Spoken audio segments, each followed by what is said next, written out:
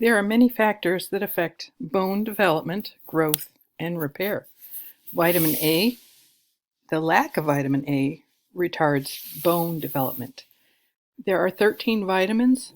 4 of them are fat soluble. You've probably heard of vitamins A, D, E, and K. And then the remaining vitamins are the B vitamins, which are all found in meat, and I guess I've already mentioned vitamin C. And vitamin C, uh, uh, um, the lack of vitamin C damages our collagen. We cannot produce that very critical protein without vitamin C. In the old days, sailors would go to sea and they didn't understand the importance of vitamins in those days, and many of them would get a disease called scurvy. Now, with scurvy, you have wounds you might develop a wound that won't heal, your joints will be achy, and then you die. So they started in England, they started taking a storage of limes to sea, and the sailors would each eat a lime during their sea voyage, and they were called limeys. Vitamin D is made in our skin from sunlight, and lack of vitamin D causes soft bones, that's osteomalacia, or rickets. So as a child growing up, if you don't have enough vitamin D or sunshine, you won't be able to absorb the calcium in your diet, and therefore you won't get the calcium in your bones, so you will have softer bones. And as your body trunk grows and the weight gets greater, it puts too much stress on those bones and the bones will bend. This was a problem during the Industrial Revolution when children were in factories and not getting out in the sun, and there was a lot of air pollution and a lot of kids had rickets. These days we prevent rickets by going out in the sun, and also the government fortifies our milk products. So anything with milk, ice cream, cheese, yogurt, that will all be fortified with vitamin D so that we can absorb the calcium from that milk. What aspect of bone tissue will be impacted by a lack of sufficient sunlight?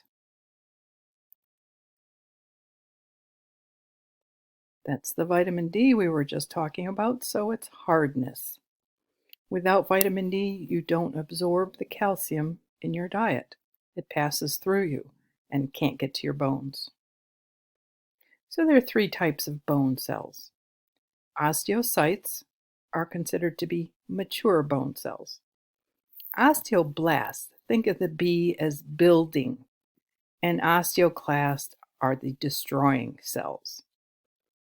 Osteoblasts are building bone tissue, and osteoclasts are destroying bone tissue.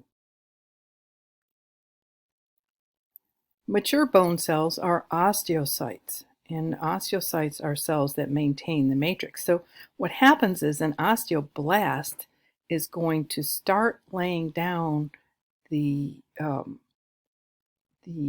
chemical matrix around it, the calcium crystals, and building the collagen, and it's going to form this in layers called lamellae.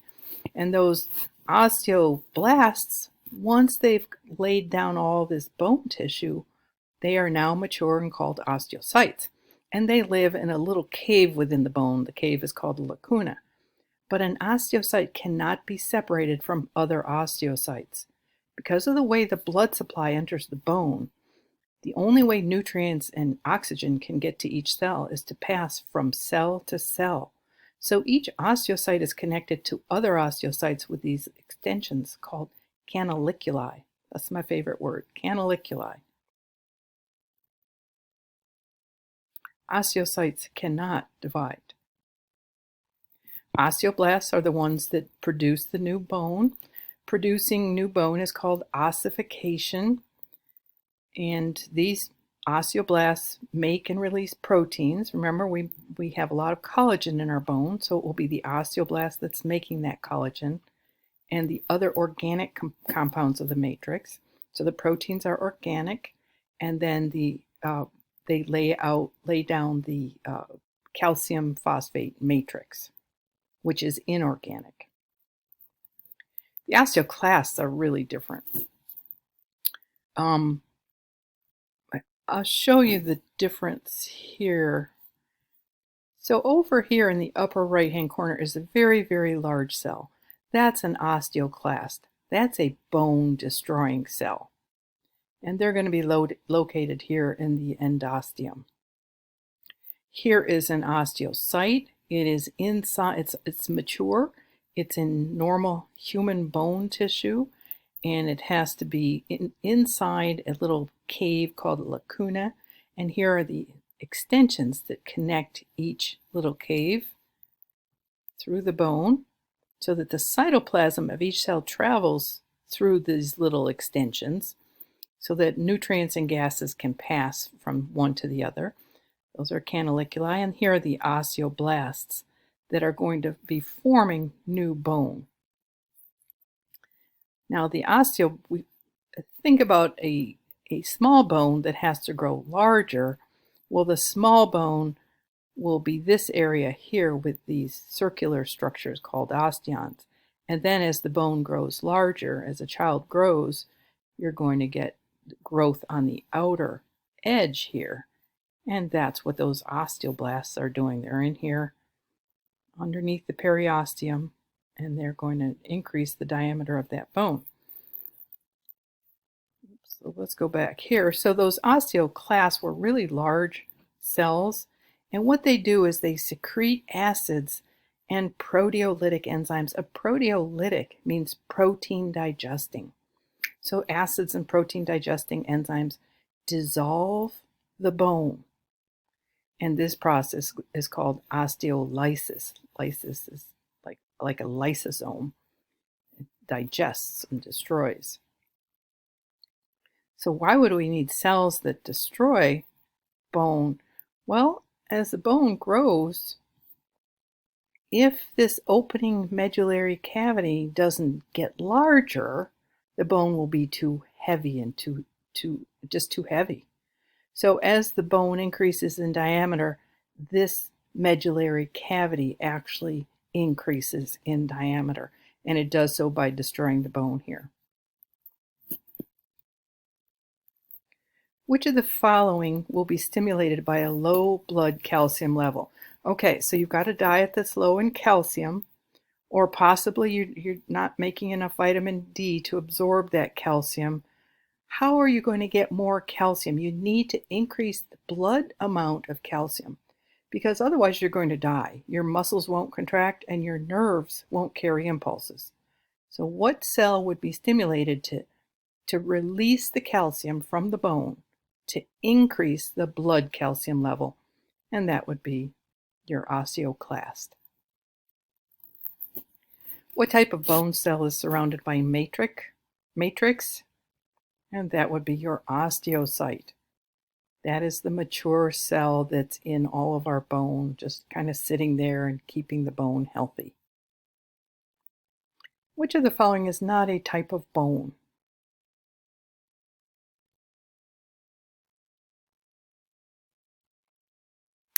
I haven't mentioned that term cancellous yet. It's probably in your textbook, but it means spongy bone. Which of the following is not associated with compact bone?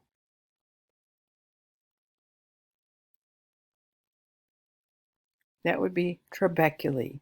The trabeculae are found in spongy bone, and we'll look at the structure of trabeculae in a little bit. What type of cell resorbs bone? Resorb is like absorbs bone, but for reuse. So it's breaking down the bone because that calcium is needed elsewhere. And that would be osteoclast. So we look at the structure of compact bone, and we're going to see some circular structures called osteons, or Haversian system. Of course, they have to make it difficult. 2 names for absolutely everything. And this osteon is the basic functional unit of mature compact bone. Let's look at that. And so It's this circular unit. That's an osteon. In the center will be a central canal with a good blood supply running up and down through here, lymphatic vessels, nerves, and then you can see the individual cells. This is regular old bone, so these cells are osteocytes. And then you can see these little strands, and those would be the canaliculi connecting one cell to another. Because the blood is coming up through this central canal, but it's got to get out to this furthermost cell. So there has to be openings in the bone to allow those nutrients to drift out and the wastes to drift back in.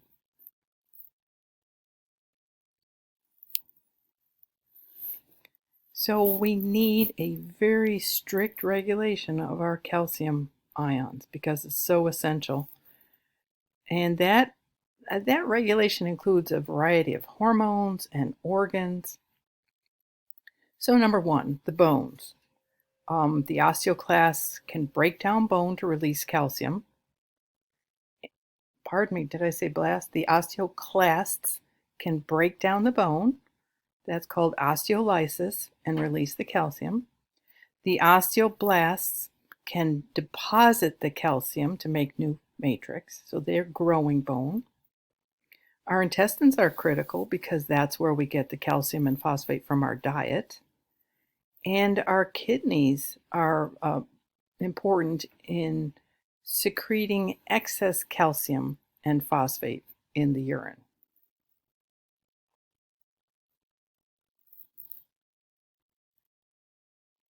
So here we have normal calcium levels in the plasma that have to be maintained at all times. If the calcium levels drop, our body will steal it from our bones. And we'll do other things, but think about stealing it from our bones. And so the bone is a balance between the osteoblast, the building, and the destroying activity. And this is regulated by hormones. Calcium and phosphate ions are absorbed in the intestines, and calcium and phosphate is lost in the urine. So when we need more calcium, we will absorb more.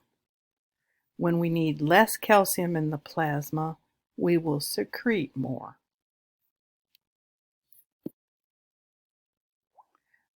Here's a little bit more about the structure, and let's go to a picture. So here's an osteon. In this picture, there's 1, 2, 3, 4, 5, 6, 7, 8, 9, 10, 11 osteons showing here, and they run parallel to the long axis of the bone. Here are the terms that we've just learned: the central canal with the blood vessels, the canaliculi connecting one cell to the next. Lining this is the endosteum, which has some spongy bone right here. And so this spongy bone looks like it's spongy, which makes you think it's soft, but it is not soft. It can absorb stresses from different directions. And here are the trabeculae. So these are all these struts are called trabeculae. Let's see here. I think that's it. With what are trabeculae associated?